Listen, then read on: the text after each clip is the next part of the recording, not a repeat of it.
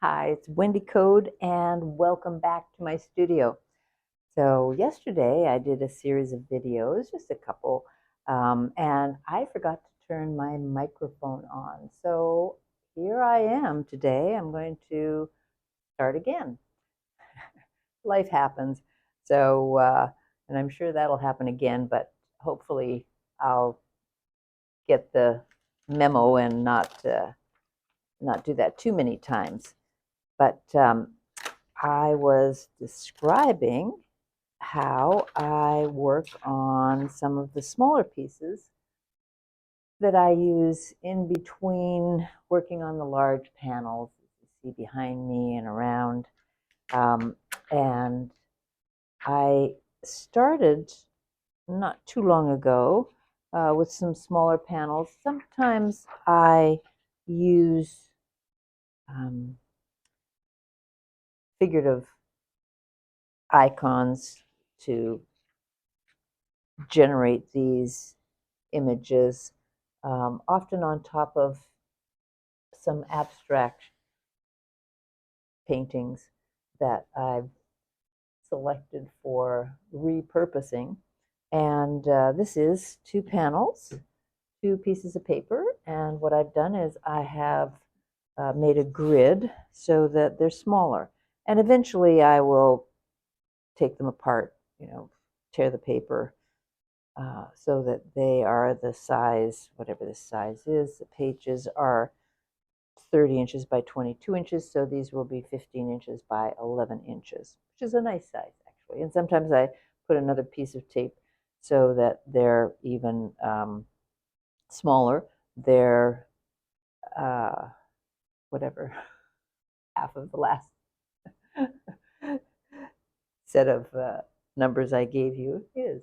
So yes, so the masking tape, either just regular masking tape or this, it's never perfect. You pull the masking tape off and it doesn't, it hasn't adhered and the paint's underneath or the paint got stuck. And sometimes I have to take a little X-Acto knife and just kind of score along the edge, but not too often. I don't like to interrupt the integrity of the surface of the paper.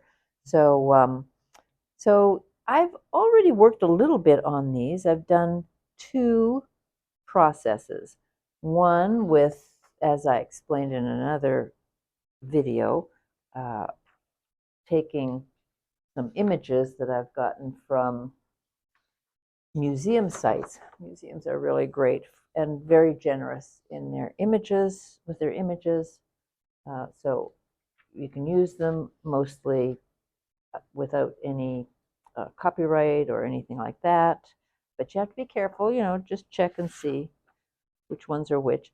So taking a copy and then printing that on, this is the old overhead projector film.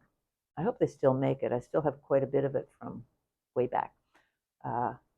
And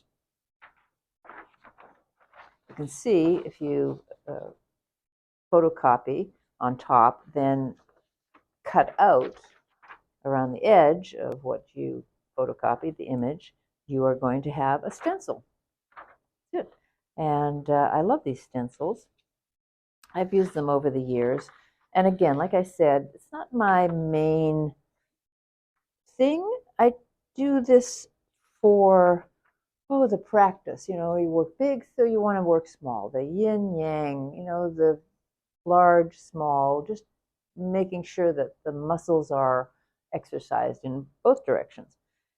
So I will place the slides over the whatever surface I want, and you can go left to right or turn them around and they face right to left, which is great. And you can do the positive space or you can do the negative space. This is the little piece that was cut out from the larger one, and so here's the one it matches. So you have lots of options, and it's just like my paintings. They're very fluid, very loose. And I like it that way. I like the flow of these. So that is a description of some of the smaller works that I'm working on now. I'll just give you a little close-up.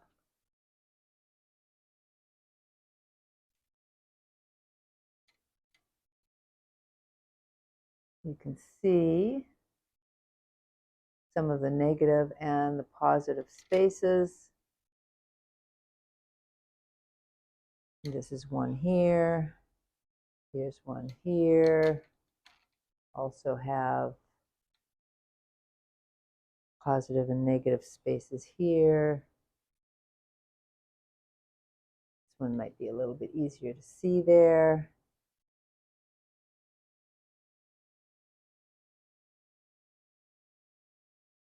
I will continue to work on these. This is one as well here.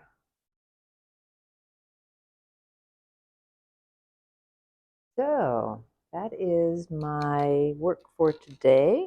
So I'm so happy that you are joining me today and maybe other days too. I'll take you through my day-to-day as an artist, and I look forward to seeing you on the next tape. Thanks for being here.